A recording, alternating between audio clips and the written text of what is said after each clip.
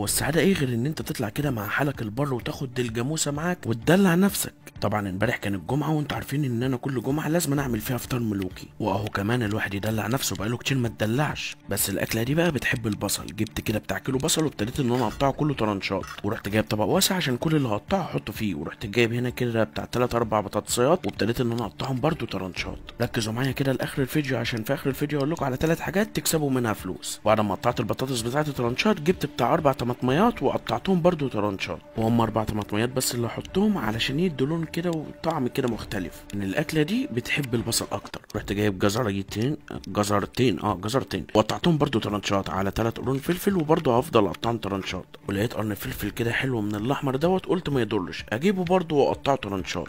ايه يا جدعان لسه محدش عرف انا هعمل ايه؟ طب تعالى اقول لك انا هعمل ايه. جبت ديل الجاموسه او بما يسمى العكاوي، مش قلت لكم هدلعكم؟ اللي بيحب العكاوي يكتب كومنت. نخش في الموضوع. جبت الديل بتاعي وابتديت احدد مكان الفص عشان ده اللي هقطع منه، علشان لو قطعنا من اي مكان تاني مش هتتقطع معانا وهتتبهدل. وبعد ما قطعنا الديل بتاعنا كله وخلصناه نروح بقى عشان نديله وش تحميره. جبت طاسه حطيتها على النار ونزلت عليها بشويه زيت، واول ما الزيت ما يسخن هقوم مديها وش كده صدمه تحميره كده. تعالوا كده عقبال ما تتحمر اقول لكم على اول حاجه تكسبوا منها فلوس. اكتر حد هيعمل العدد شير للفيديو دوت ويبعت لي سكرين بعدد الشيرات على الانستجرام هيكسب 800 جنيه. نرجع للعكاوي بتاعتنا، اديناها شويه فلفل اسمر كده من على الوش، هنبتدي ان احنا نقلبها يمين وشمال عشان تتحمر كلها. والتركايه هنا هجيب شويه بصل من اللي انا مقطعه طرنشات على شويه فلفل من اللي مقطعه طرنشات على فصين توم واحطهم عليها واغطيها واسيبها. وبعد ما سبتها بتاع 10 دقايق على النار هصلي على الحبيب واحط شويه بلح جوز الطيب. ثم بعد ذلك هجيب الطاجن بتاعي الجميل وابتدي ارص فيه العكاوي بتاعتنا. وعقبال ما ارصها تعالى اقول لك على تاني حاجه تكسب بيها فلوس. الا وهي ان هسيب لك لينك في اول كومنت او في ستوري على الانستا. اللينك ده اول ما تحمل اللي جواه فانت كسبت 10 دولار، ولو سجلت بالرمز اللي هسيبه لك على الشاشه ده دلوقتي فلوسك هتتضاعف. نرجع للعكاوي بتاعتنا. بعد ما فضيتها في الطاجن في نفس الطاسه هقوم جايب البصل الطرنشات والقوطه الطرنشات والبطاطس الطرنشات واديهم نص تحميره. وبعد ما اديتهم نص تحميره هقوم جايب الطاجن بتاعي الجميل واقوم مفضي عليه الكلام ده كله.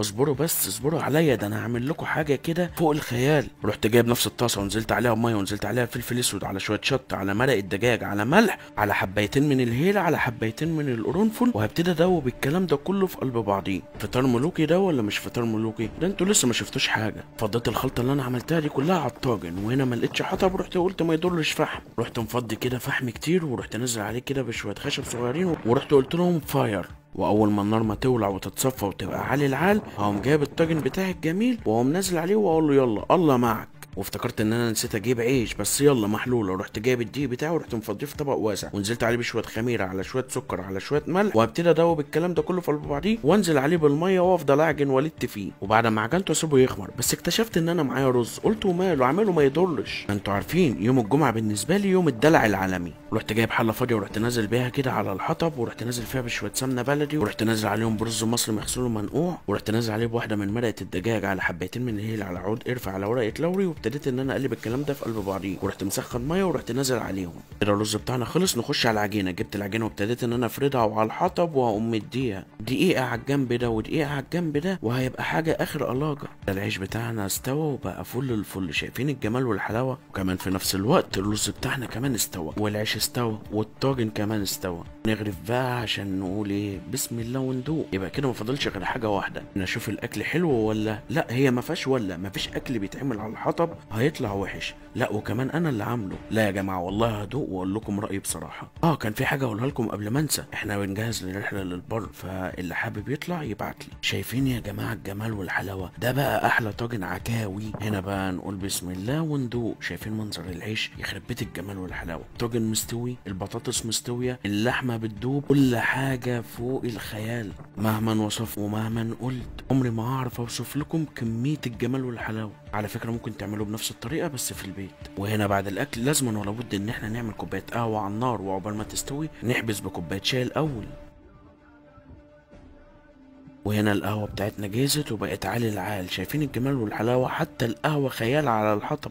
وهنا اخويا وصاحبي غفلوني وكانوا عايزين ياخدوا الحاجه الساعه ويشربوها لوحديهم. رحت ماسكهم قلت لهم على مين؟ وانا حطيت 500 جنيه تحت الحطب اللي يلاقيهم حلال عليه.